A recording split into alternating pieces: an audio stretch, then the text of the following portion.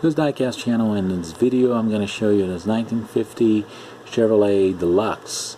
This is made in 1/24 scale, and I don't know exactly the manufacturer of this model car. I thought it was Model Max, but there's no brand really mentioned in the car at all.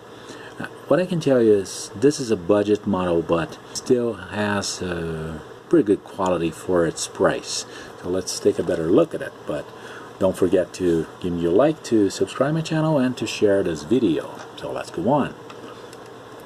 As we look at the front of this car, we can see that it's pretty realistic. It's pretty well made.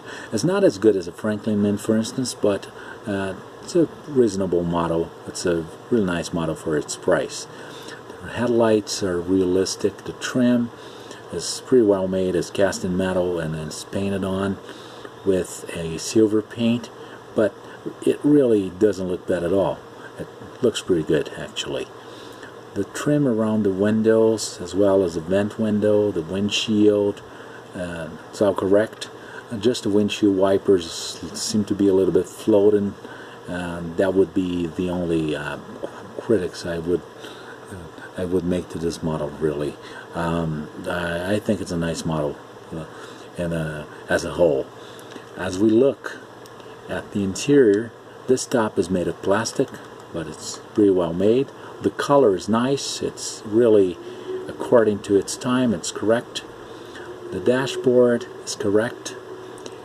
The steering wheel actually steers just like in the 1/18 models. Reminding this is a 1/24. It's a little bit smaller. There's a kind of a simulated headliner. It's not as realistic as it should be, but it's okay. Seats are good. Rear window, which is formed by 3 pieces.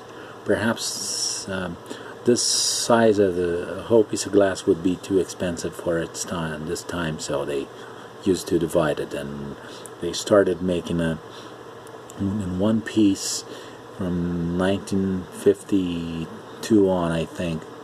Actually 1953. It's a power glide transmission, trunk ornament, trunk lid. It's pretty well made. As we can see, the trunk is pretty good. The hinges are a little bit thick, but not really that bad. The rear of the car, it's pretty realistic. The taillights are all pieces here are actually cast on and painted on, so it's okay. They're pretty well made. The bumper is really good, has no cast markings at all, as well as a trim here, a trim around the gas cap, which is also painted on.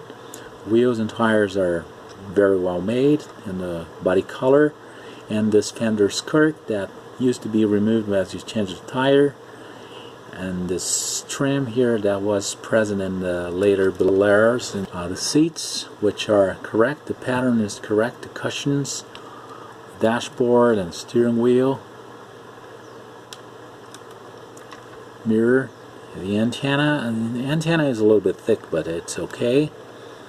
And the bottom of the car, which is basically a piece of plastic, which is pretty correct with all components. It's just a single piece with all details cast on plastic. So with a little painting, we could do some detailing here and make it look a little bit better. But it's okay. As I told you, it's a budget model, so it's pretty honest for its price. The hood, it's pretty correct, as well as the hinges here that are a little bit thick, but not that thick really, as we see in sometimes even more expensive models. The engine, which is a straight 6, probably a blue flame, air filter, battery, radiator, front panel, hood latch.